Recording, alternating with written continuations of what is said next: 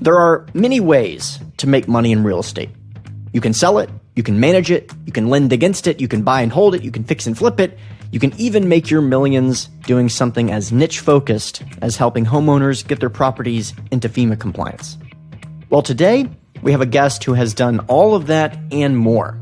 One of the things that I have found most interesting about this show is that many of the guests have come on here, started their career in real estate by thinking of real estate as a transactional vehicle to make lump sums. And they quickly realized that they were not using the vehicle to the best of its ability. Then, once they start looking at the vehicle as a way to create a lifestyle that they want, the ability to free up their time, not only did they start working less hours, the money actually started rolling in. And I find that really fascinating. It's very, very unique to the real estate niche.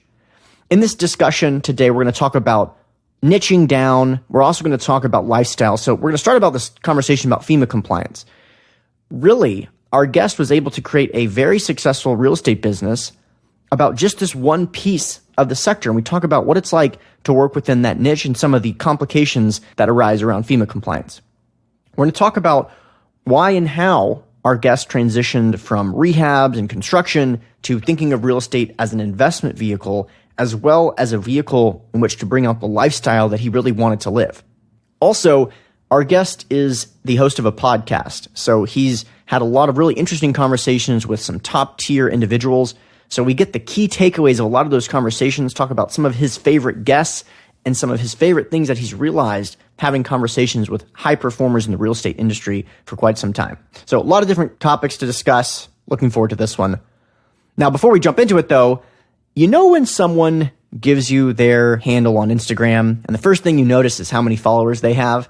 Even if you don't care about that kind of thing, that's usually the first thing that you see because Instagram wants to display that first. Why? Because it's pretty programmed into our mind to get social cues like that. Now, why am I saying this? I'll tell you why. I can tell by the download numbers that a lot of you have been sharing these episodes, and I really appreciate it. We're also running ads right now for the program because I think there's still a lot of investors out there who really need this type of information, who really want this type of information, especially given all the nonsense that is out there in the world right now. One thing that you can really, really do to help the show is reviews. I know I'm a sucker for these things, but seriously, it's the easiest way to give back to the show. Not only do we do the show for free, but also we've done it with 0 ads and 0 sponsors. So if you're grateful for the show, you like the structure, the content, or you just like one particular guest we've had on, make sure to leave a review in iTunes. You can do this in the podcast app. Search Cash Flow Connections. Remember, cash flow is 2 words. Scroll to the very bottom of the page and leave a review. Like I said, this goes a long way because new people see the show. That's the first thing they recognize. It's the first thing they see. And it really does make a difference, especially if we're doing something like running an ad where someone hasn't had an episode sent to them already. And of course, if you do like an episode, make sure to share it with your friends. It would be greatly appreciated. We're always trying to take the show to the next level. Thanks again. Hope you enjoyed the episode.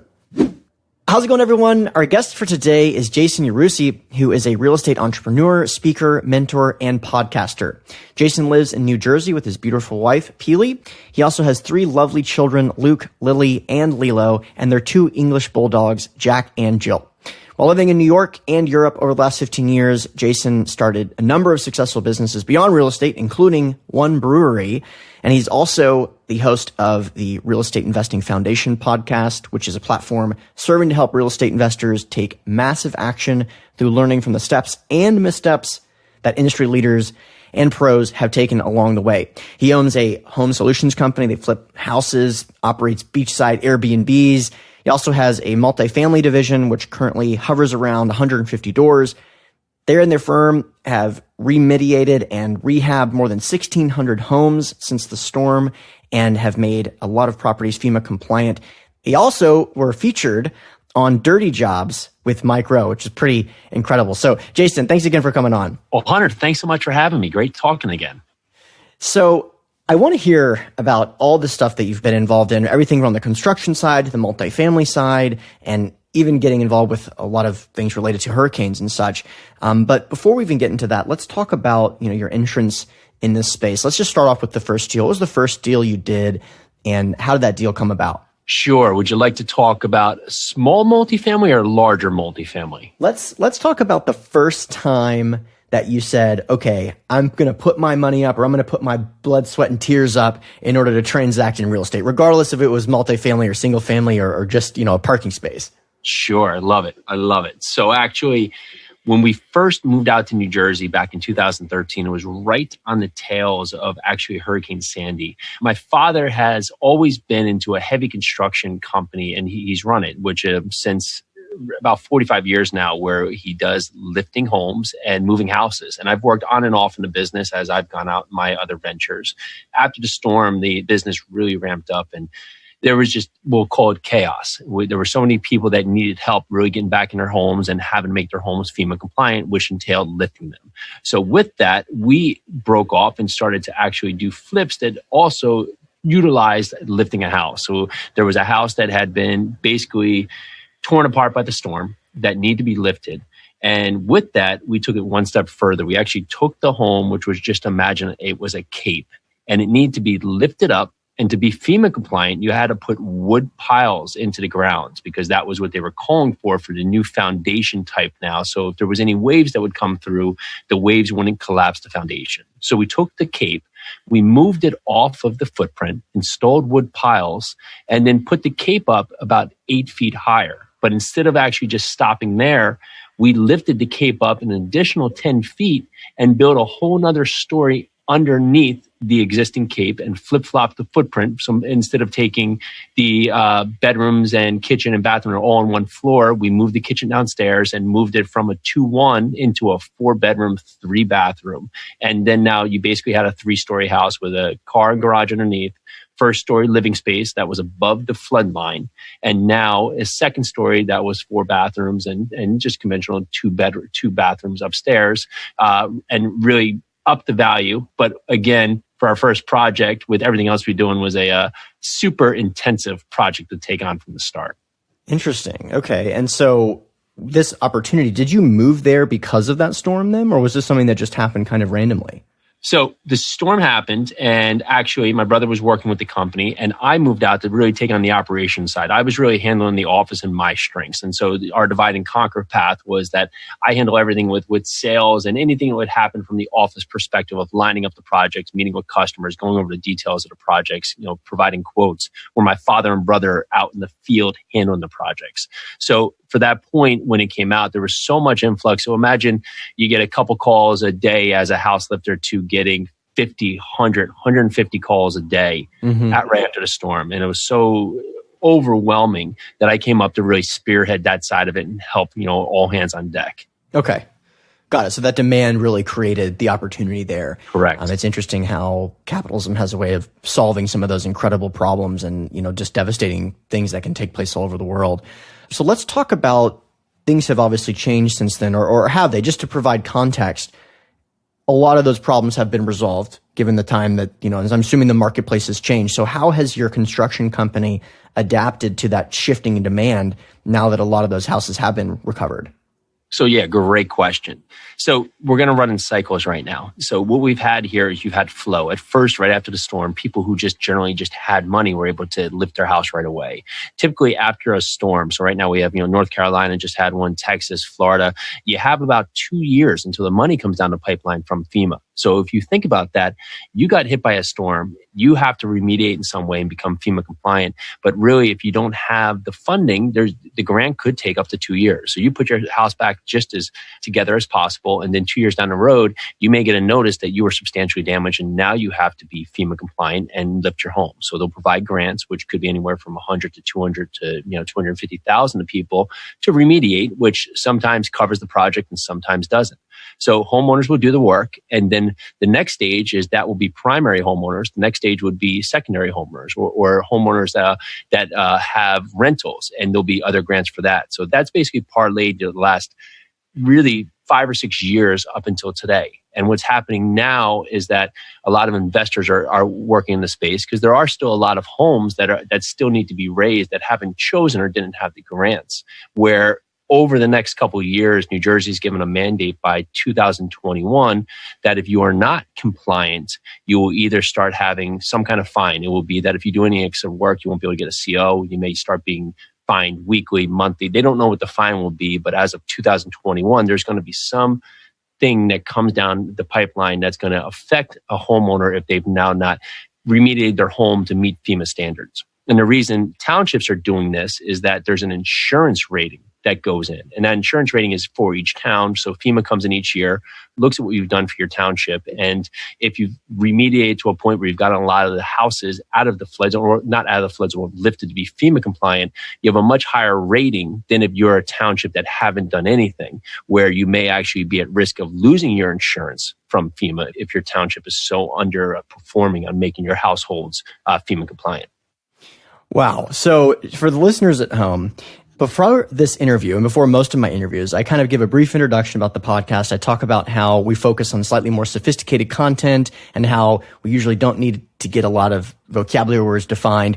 We're 8 minutes in this conversation. Basically, I knew none of what you just outlined, just to clarify. It's just very outside my expertise, but that's really fascinating. And you can see that there's an entire marketplace in the world of real estate that's unrelated to anything we've ever covered. I did not know that about the timelines, about the grants. I've used the term FEMA before because I understand that they have the capacity to solve certain problems. Some problems can be challenging for them to overcome, but that's really good insight there. So is the opportunity still taking place because it's kind of winding down? And did that shift in the opportunity start to make you think about other ways to make money in real estate, or is it not quite at that point yet? It's a combination of both. Okay. Right now, there's a number of townships in New Jersey that if you bought a home that was substantially damaged after the storm, meaning that 50% or more of the value of the home was damaged, then you have to now lift that home to be FEMA compliant before they'll give you a CO. So imagine you go buy a house that's been, run down for a number of years and it's sitting there, you think you're getting a great deal. You buy the house and you haven't done your due diligence. You get a letter in the mail saying you can't move into that house because we will not give you a CO because you're not FEMA compliant. So there's a lot of that opportunity for investors to find houses where homeowners can't sell a house because they have to sell it to someone who's willing to take on all of the workload to become FEMA compliant, which routinely could be anywhere from $80,000 to $150,000 in rehab to elevate the home and then put it back online for the new homeowner to come live in a FEMA compliant home. So there's a lot of opportunities on that end, but you really have to do your homework. And what we will see is that as we continue to go, and I don't want to go too far down the path, but you can stop where it goes, right? But over the next 100 years, you're going to have about 3% of shoreline on average is going to recede. So if you think about that around the coast, like the Eastern Shoreboard, what's that going to look like? There was an article that just came out that we've had something, I think it was about $3 billion in property value reduction on the Eastern Shoreboard over the last 15 years based on all the storms, with Florida being number one and New Jersey a close number two, with Ocean City actually being the highest reduction. They've lost millions of dollars of value because all of their homes are currently at risk or underneath the flood level. And so for someone to go sell that home, they now would have to either take on a large risk. Their insurance may be massive. And with the flood insurance raising, they're actually raising over the next 5-6 years, trying to get the National Floodplain Insurance Program back in fact, because with all these storms that's happened, the flood insurance program almost went bankrupt twice now because they haven't had enough money in there. So what they're trying to do, because they were always offering people discounts to have flood insurance, they're trying to catch up. So you may have had, $1,200 worth of flood insurance now, and now you're at such a high risk area where they're assuming that another storm is going to hit you. Say your flood insurance goes up to $10,000 or $15,000 or $20,000. Well, what's that going to do to a homeowner that may have a home that they're living paycheck to paycheck, or they're just barely scraping by? How are they going to come up with another, $15,000, $20,000 a year in flood insurance? Well, the only way to reduce that is that either they sell that home and probably at a huge discount, or they remediate, which would mean, a number of different things to make it. You could elevate the home.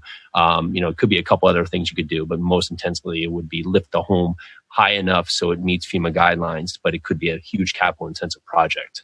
Interesting. Okay, that's cool. And that's actually something that people should be paying attention now to, obviously on their due diligence, is taking a look at those maps and looking at the floodplains, because that change can be pretty significant. I mean, if you're going from a cash flowing asset to a net negative asset, you start feeding the alligator, it changes categorically from how many of these properties can I buy to how many can I afford. And that's when things start to really change emotionally and also financially. So very interesting there.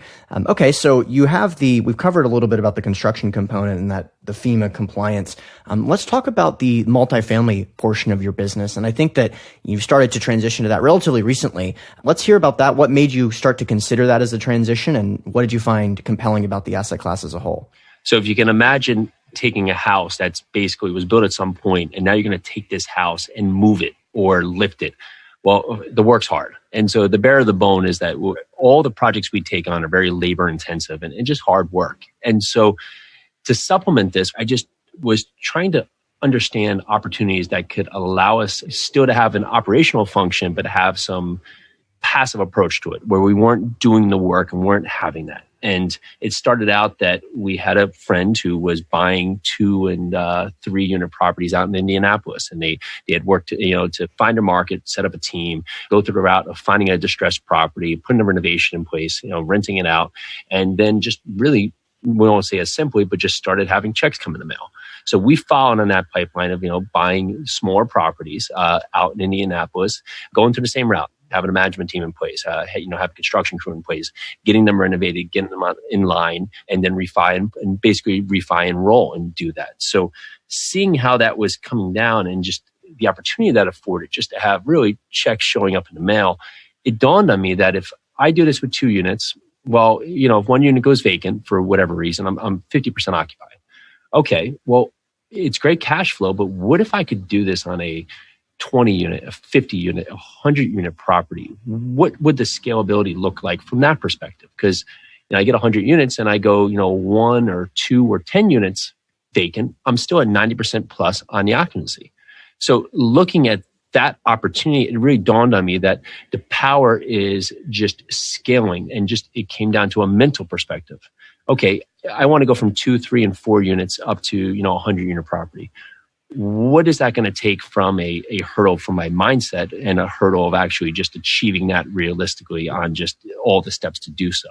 So I just started researching who were other people in this space that were doing like-minded activities and finding people and just really copying their steps. So I did a lot, just learning, of course, the process, learning, of course, how to talk, learning, of course, about how to really analyze and dive in on what would be the right markets for us. Go in and learn how to properly underwrite on properties, finding out how I could afford this if I was going to do this. Because ideally, when we were doing the 2 and 3 and 4 units, it was basically, money was coming from us, partnering with some kind of debt at times. Where on this, if we were going to go after such a large property, a couple $1 million property, what would that take? And that really found the process of syndication, of just how we could pool resources to really create the economies of scale, and everybody really could benefit from having a larger property, and afford us to really search on a market. We locked in on 3 different markets, did our homework, started creating our team, really building our network, really building out. And that led us that 2 of the markets became secondary, and we dove all in on Louisville, Kentucky. Okay. And that's been a market still working today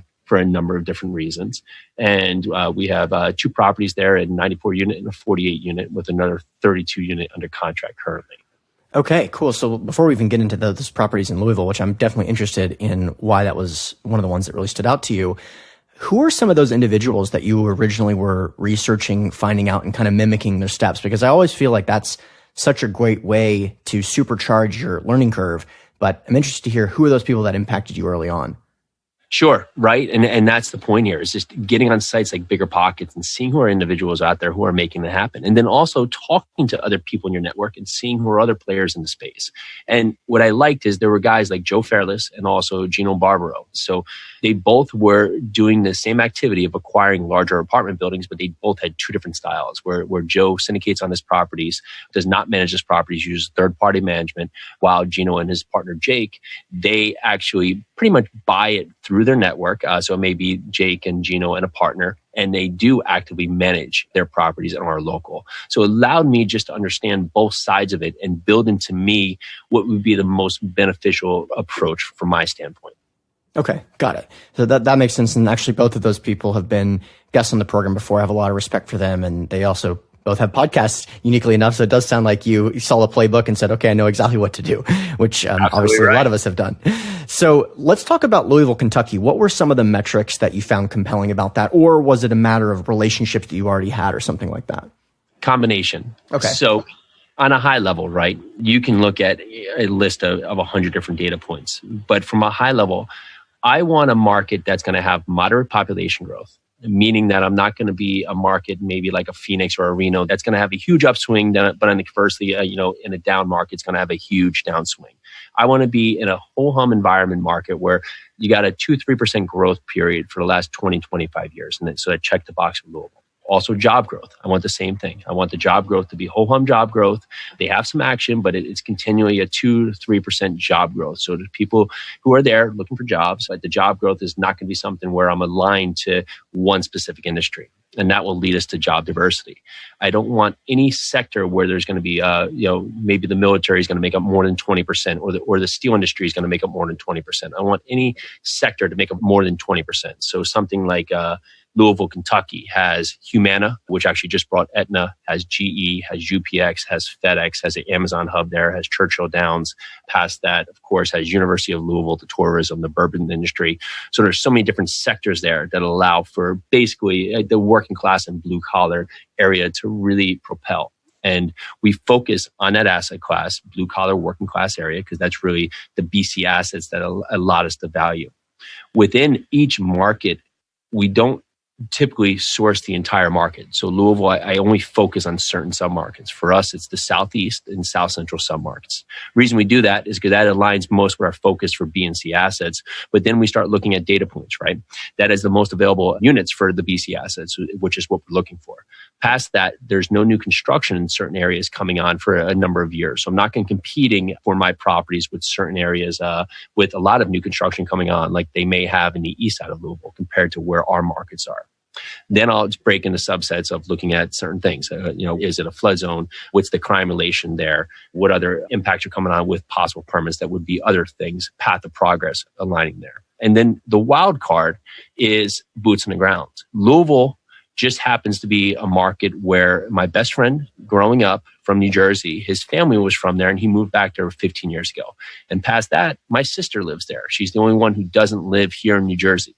So neither of them are in real estate, but it was very helpful for us because I could, as I was really diving in, understand what may be happening in that area just by a quick phone call with them. And they may not be looking at it from a real estate perspective, but if I said, hey, I'm looking at this property in the west side of Louisville around this area, their response will be, oh, they just tried to put a Walmart there and the neighborhood rejected it. So I could get an idea that they weren't very savvy with path of progress.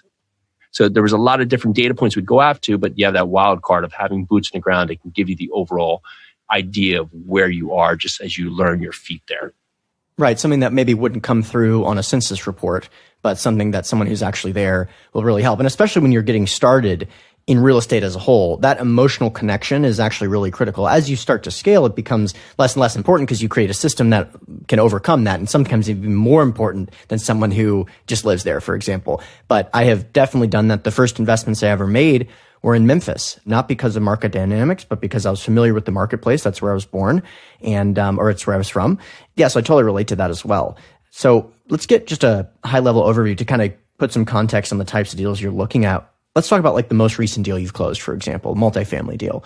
What was kind of the dynamic there, number of units? Give us, a cap rate market, just things like that. Sure. So 48 units. It's actually in the South Central submarket. It was within blocks of the 94 units we closed. And so ideally, we're looking for 75 units up to 200 units. That's our ideal footprint that we'd like to be in with BC assets, working class, blue collar properties where there's some dysfunction, whether it's on the property side or the management side. The reason we've been able to go after the 48 unit and now the 32 unit is that we already have a system in place and we have a large management company that has about 5,000 units under management there. So we're able to gain from the economies of scale of just branching off and using our management company here, as the management company actually has their Southside office right down the block. So for that, we were able to get to a point where we're not overpaying for maybe having a maintenance guy on site or leasing, because we're able to pour our resources with the management company being right there down the block and using our other property. So the 48 units, owner that had it for 25 years, we actually were going back and forth with this for over a year. It was about a year and a half with this owner, just getting to the final point. We had started at a price point, and of course, he had another price expectation in mind. And unfortunately, just at the end here, his wife had fell ill, and he just really wanted to move on from the property. The biggest hurdle we had, there was a lot of deferred maintenance, which we of course expected. However, he had zero financials. And when I said zero, there was absolutely zero financials. So we were 100% occupied. We had a good agency relationship, so we were able to go agency with the loan. However, we had to build back all the financials. And so, an anticipated, 45-day closing turned into about a 3.5-month closing. Not really so much on us, but because every time we made a request to the owner, it took time. And as you move to closing, there's certain things like rent rolls and others that the lender will constantly want updated. So if I'm going to ask the owner for a rent roll and it's going to take a 3-week turnaround to get it, of course, that's going to delay you. So at first, we had no rent roll. We knew what the rents were asking based on his jalopy presentation, but we had to get him to go back a rent roll and then make through a pro forma and then start backtracking on, of course, all his utility bills, all of his vendor bills, all his bank statements, and all his tax records. But he was also taking in a lot of cash and had side deals with a lot of tenants. So we had to build this all back and then get into the leases. He had about 5 leases out of the 48, but the newest lease was from about 2012. Wow. So the leases were basically irrelevant. And if you looked at some of the starting points of the leases, the average rent is about $545 there, where he had one lease back then that stated $300. So we had to go back in there and basically do a stop loss just so we can confirm the actual rents that were being paid in the property. Now, if you had a question, go ahead. Well, yeah, I guess the question is, if anyone out there is looking for a property manager, this is not the guy for you. So continue on. No, absolutely not. This is definitely not. But here's where we were able to take advantage of just the timing here. He had planned out over the year 2 rent bumps. And these rent bumps are $25 rent bumps coming up, at 6-month point and then at a 9-month point. And he had sent out notices to the tenants. So while we were going back and forth here, we actually started this process where the rents were actually blended at $495. By the time that we actually took over the property, he had already implemented these 2 rent bumps to the tenants. So we had actually gained at the same valuation that we did at the $495, $50 in rent bump per unit. And we're still anywheres between, give or take, $115 to $130 under market. So there's a ton of room in there, but we also now had that additional revenue built in when we were coming into the property, just based on how long of a time it took us to close. Wow. It's basically 10% rent bump. I mean, it's like huge. 2 years, 3 years of rental increases, basically.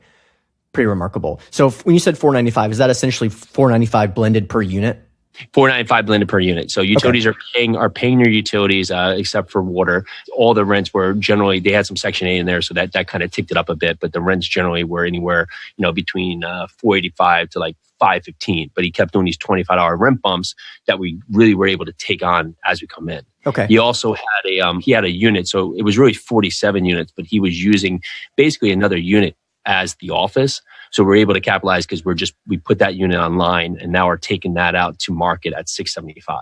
Okay. When you said there was an extra unit, I literally didn't even know where you're going to go with that. I could have heard water park and I would have been like, yeah, that makes sense. This is actually something to touch on because if you start to get into a deal, I mean, look, no financials. As an experienced investor, that should be an absolute dollar sign. Yes, it means that it's going to get hairy, but it's going to mean that there's money being left on the table all over the place in this deal. Because if they're not taking it seriously enough to keep the financials, they're not taking it seriously as if it was a business, which it absolutely is. And yes, it's going to be a lot of legwork. And yes, some other potential buyers may have a challenge with that legwork, but it could get hairy, but there's going to be a lucrative potential there just because of the mismanagement. But actually, I do want to circle back with something because you mentioned the agency loan and you said you have a good relationship. So one of the challenges with the lack of financial is obviously the financing component. So explain what you mean by having a good relationship with the agencies and how did you overcome a little bit of that? Sure. So, of course, we had closed on a 94 unit. My partner, Kevin, works for Reese, has a big commercial real estate background. It's just creating relationships with lenders throughout. So we had already worked on a 94 unit where we closed. We executed our repositioning plan. We were able to refi within 13 months and give investors back about 75% of their money. Wow. We were taking that same strategy to this property, which is basically right down the block. So we went back to the lender, and what had happened on the first property was similar to this. It wasn't so bad, but the leases were in disarray. You had an owner who had passed away, kids who were at ends of how to manage a 94 unit, and you had 5 buildings being run out of 3 different LLCs where nothing was matching up. You actually had the laundry income and full expenses for 5 buildings on one, and you had revenue for 2 buildings on another LLC and revenue for 3 buildings on the other LLC. Why they had it like that, there's some magical CPA out there that can explain to me, but I have no idea. But at some point, we had to really detail that and get them to break down this and build this back in. And that allowed us to get to that property. So we were becoming familiar how to really work with the lack of financials. But the one big component here is that when you are working with the lack of financials, ultimately, you have to understand what it's going to take for you to, one, from a CapEx perspective, get this property operating efficiently, take care of the tenants and make them know you're in good hands. But 2, understand from an expense per unit, what that's going to look like now and what that's going to look like stabilized. Because regardless of what you can do from the income side, if I can get $50 a unit, $150 a unit bumps, none of that matters, because ultimately it's going to come down to what it's going to cost me to operate this property efficiently. And we found that this number, you're either going to do it 2 ways. You're either going to operate it right and be the operator that we're all saying we're going to be, or you're going to be a slumlord, just operating poorly, like some of the guys that we find from it. So we know that if I have an all-owner utility paid property in Louisville, Kentucky, depending on the type of utilities, it's going to be anywhere from $3,900 to $4,200 per unit per expenses. However, if it's a tenant utility paid property, I'm going to be anywhere between $3,550 to $3,850 per unit per expenses. Okay. So that helps me, because if I walk into an apartment building and the owner has no financials, and I look at it, I look at how the utility's being run, I look at wherever the income level is, and I look at what they're claiming for expenses, and they're telling me, okay, yeah, the expenses only, are $2,800 a unit. Well, 2 things. Automatically, I know that they're missing something. Maybe he actually believes that, but maybe he's not accounting for, the eviction process. Maybe he forgot. I've actually had them send me over sometimes and forget utilities to put in there. Maybe they're not taking in for any of the administrative work that they're handling themselves, or the turns that they're taking themselves, and they're missing on all these expenses. But I know right there that on a high point, if the tenants are paying utilities, it's going to cost me about $3,850 per unit to operate that property. So I can start building that back into my model to understand that regardless of what he's doing with it now, this is what it's going to take for me to operate this property. Yeah. Doing that now affords you to go back and have that conversation with the owner and say, hey, Mr. Owner, listen, I live 1,000 miles away. I have to use a third-party management company that's going to be more costly than maybe you are able to do having your relationships there and be able to do some of the work yourself. So while you're showing that it only costs, $2,800 per unit to run this, unfortunately, it's going to cost me $3,800 to run this. And for that, that's going to keep our offer only at this. I'm happy to talk further if you'd like to, but really this is what it would take for us to operate the property. And for this is why our valuation is coming to this number. It makes sense. And it's one of the benefits of specializing or having an extensive amount of knowledge about a particular marketplace, because you don't have to fudge the numbers. You have a pretty good understanding of what that's going to net out to.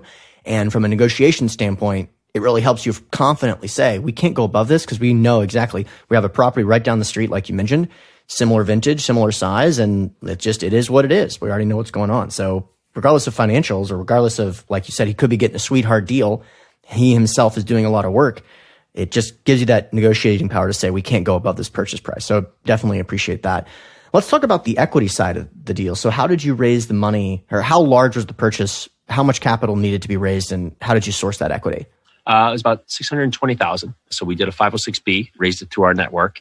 The fortunate part, well, I guess I would say the well-timed part, is that we just came off the refinance. We were able to basically give back a lot of capital to investors from the first property. So, of course, they were very eager to find another property to us to use. So we were able to have a lot of the equity raised in a relatively short time. So less than a week would be easy to say, but we were able to use the rolling proceeds from that property into this property, and then raise a little bit extra because of the extensive CapEx projects we're doing on this property. Sure. Okay, that makes a lot of sense. So it's not necessarily the case that you created a roll-up entity and just had everyone roll into it, but the fact that your investor base had just received a pretty significant amount of return of capital, and obviously a great deal, that first one, the 75% return of capital, they're definitely looked to reinvest. So that was kind of the way that you were able to source that. And there's obviously been some changes. So let's talk about maybe going back to the first time you raised capital, first time you used the 506B structure. What was that like? Could you walk us through how you ended up driving traffic to either a networking group or a webinar? How did you end up sourcing that first capital? Sure. So it's like the chicken before the egg, right? And this is a point where a lot of people either have accomplished or they're just learning how to do it. If you haven't syndicated a property before and you're going to try to raise money, it's like that combo. How am I going to raise money if I've never done this before? And without that, well, to do a syndication, I need to raise money. So what we provided is before we even found the first property to go into, and before we were even making offers, we started to have talks with our investor network just to help them understand what we were doing. So here's Jason, who's doing heavy construction, lifting houses. I've opened a brewery, opened a restaurant. I've done this point, but now I'm buying apartment buildings. Well, generally, a lot of investors or a lot of friends or family, they don't even know that that's an opportunity that could be afforded to them to be part of a syndication or to be part of such an investment. And then second, they have to get used to you now doing this work. So we created a mock deal, which is basically saying, I'm looking for this type of apartment building that's going to be something that I'm going to buy with friends and family and others. So we can all pull from the economies of scale. We're going to look to hold the property for this number of years. We're going to look to meet these returns. And for this, these will be the type of investments we'd be looking for from investors. Does this sound like of something of interest to you? And typically it's either yes, tell me more, or just not right at this time. And if it's not right at this time, that's great. Would there be a great time for you to follow up with? And if it was a yes, then we start understanding more about the returns that that particular investor is looking for. And maybe it might not align with us for the syndication. So by the time we actually had a property under contract, we had a pretty good list of people who already understood what we were doing and are very interested in the concept and the model. So with that, when we did, we went back to them and said, okay, remember the deal that we had brought prior that we were going to be looking for? Well, we found it. Here's the opportunity. Here's why we think it's an opportunity. Here's the partners we've aligned with. And here's our timeline for closing. Would you like to talk further about investing in this? And just follow those steps all the way through to finish. Yeah, it's pretty systematic. Sometimes it can be easier said than done. But at the end of the day, once you do get that first deal or even that first investor, you just replicate. And once you get that, you listen from this conversation, you say, yeah, we have a great relationship with the agency. Well, how did you get that relationship? We did our first deal and executed. That's it. Yep. Correct. Now you're off to the races. Now you can say, I have a great relationship with agency debt. And we were able to get agency debt on a deal that had no financials. We had to recreate them. That's how it starts in real estate, and it can snowball pretty quickly. So I appreciate you sharing that. Let's talk about kind of building partnerships. I know that your wife, your partner is on the podcast for sure. And is she also a business partner of yours in the development or the multifamily component as well? She is. So she is very hands-on with it, with the flip side. From the construction side, I basically handle most of that in-house. We have 3 young ones now, so she's got her hands full, but she's very dynamic. As a real estate license, very dynamic in the flip side of the business and handles a lot of proponents there. And then is also on the general partner side with me on one of the multifamily properties. And I have another partner who also is part of the general partnership structure for the multifamily properties. How have you two been able to overcome some of the challenges that can come along with husband and wife partnerships? Or is it something that really came easily to you? Did you have to go through some of that adversity, or what are some of the takeaways with that? We get that question a lot, right? And I guess we had never thought about it first. So Peely and I have a long-standing relationship. We actually worked in New York City and known each other, basically running bars for 13 years before we got together. So we were constantly working together before we really were husband and wife. And I'm not sure, if that allowed us to be an easier flow, or Peely and I just had a better understanding, but we both understand what our goals are.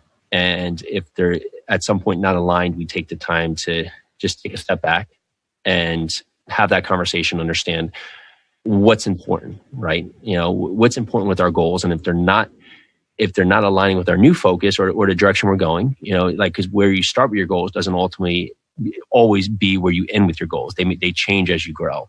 So we just want to make sure that we have the same understanding of what we both want as we continue to grow, just so we're constantly connected on where we're going. Does that make sense? Yeah, absolutely. It's something that some people struggle with, some people don't. Some people have a completely separate business and personal, but I really like with real estate in particular because you can build companies with a small amount of personnel. It does lend itself to the husband and wife component. And also if you can have both husband and wife in the real estate sector, the amount of freedom just becomes 10x because all the advantages that go along with real estate are multiplied by the family component. So it's definitely something that I'm very interested in. My fiance and I are both really interested in real estate. She is in the event company space and is thinking about doing some flips, which is a completely different part of real estate that I wouldn't be directly involved in. But I could definitely see the benefits of us both being in the sector as a whole because the amount of freedom is just pretty much unparalleled to any other sector. So I certainly appreciate you kind of sharing that with us. We've had a lot of great working experiences together, but nothing as serious as, working on a house flip together, for example. Yeah. And, it goes in just like what you said, right? Real estate and why people become entrepreneurs is to really be able to do with your time what you want.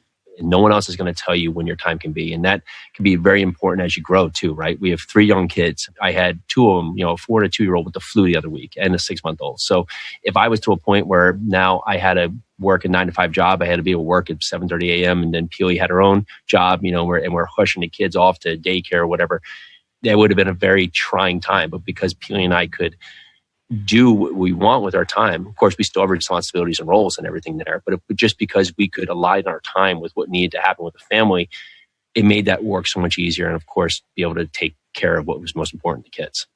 So you mentioned kids a couple times, and I think it's an interesting conversation, especially with the husband and wife partnership. So obviously, in real estate, if you do a couple of deals, you're starting to really make some damage in your own net worth in a positive way. You do 10, 20 deals, you start to really create some significant wealth for you and even for multiple generations.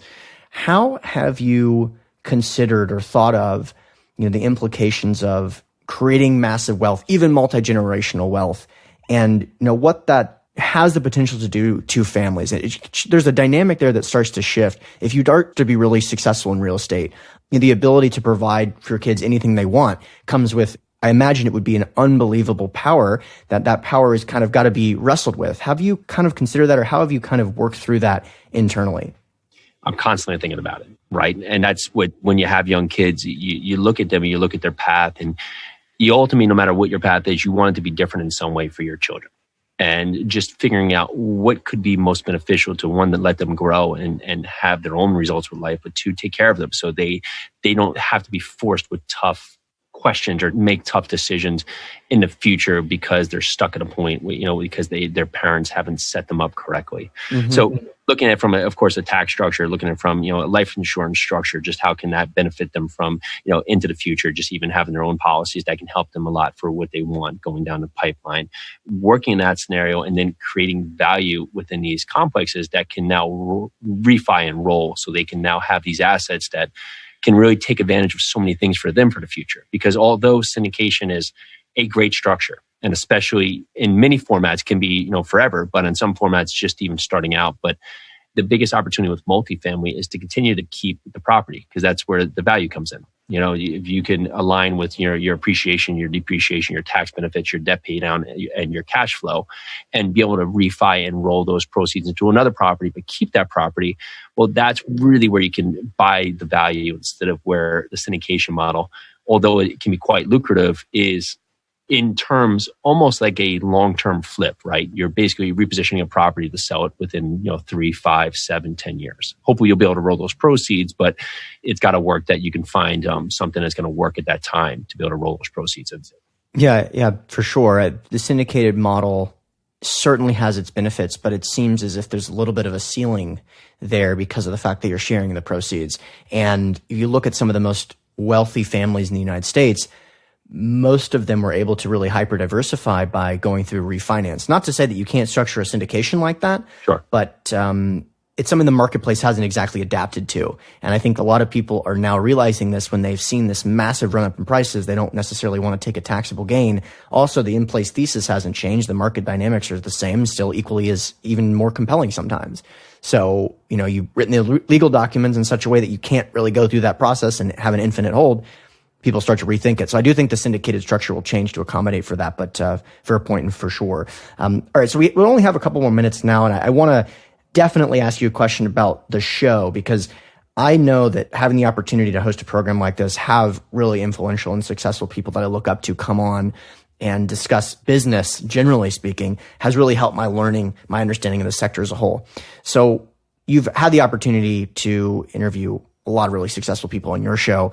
I want to know, 3 takeaways that you've learned in all of those discussions. And we'll be sure to link to the show generally in the show notes page, but just some of the main things that you learned from having all the real estate entrepreneurs and investors on your program.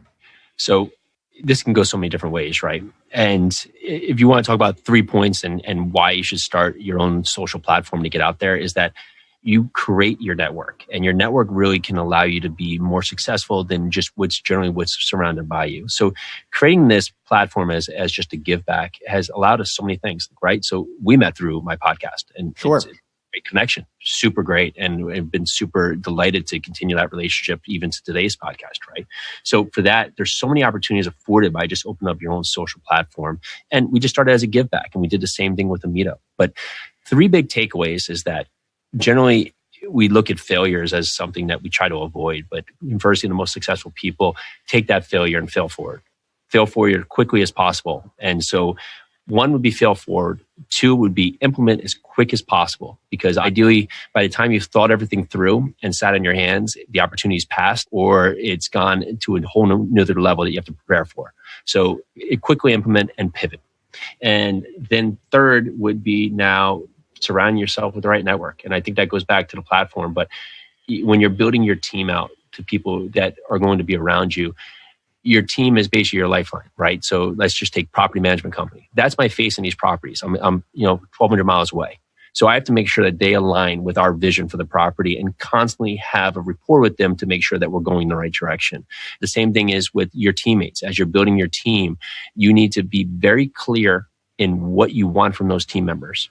Because if you're not clear with what your expectations are, generally they're going to fail. And lots of times those team members, it's not on them that they failed. It's on you because you haven't been clear on what your expectations are.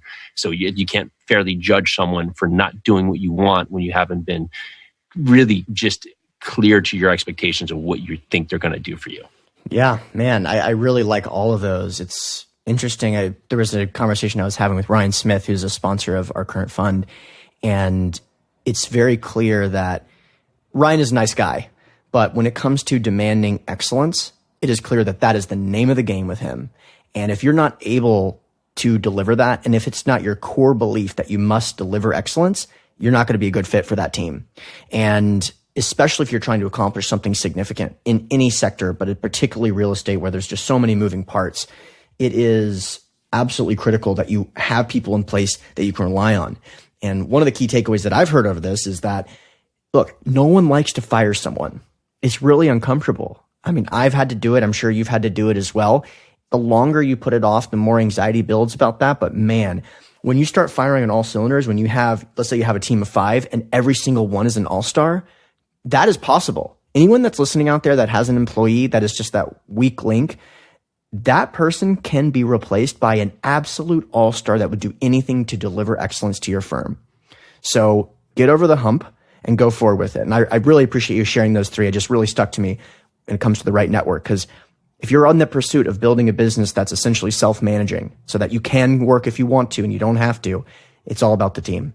So Jason, again, I really appreciate you coming on. Before you jump off though, let the listeners know how they can learn more about you and your firm and your podcast.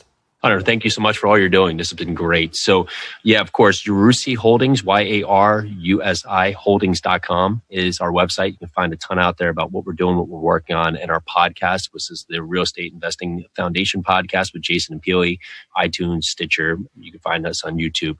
All of those platforms, you get in touch with us. Feel free to email us, say hello. We'd love to hear from you. And Hunter, thank you so much. This has been a lot of fun. Yeah, I agree. Let's do it again in a few months. Sounds great. All right, listeners, thanks for checking out the episode.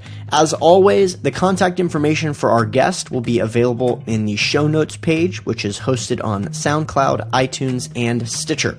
Don't forget, if you want access to some of the free goodies that I'm talking about at the beginning of these episodes, like free ebooks, weekly investor emails, and articles about some of the most important investment-related topics, make sure that you have created an account with CFC because this stuff is automatically available. You can do this by going to cashflowconnections.com and signing up as an accredited investor. Of course, if you have any questions, feel free to email me at hunterthompson@cashflowconnections.com. Thanks again.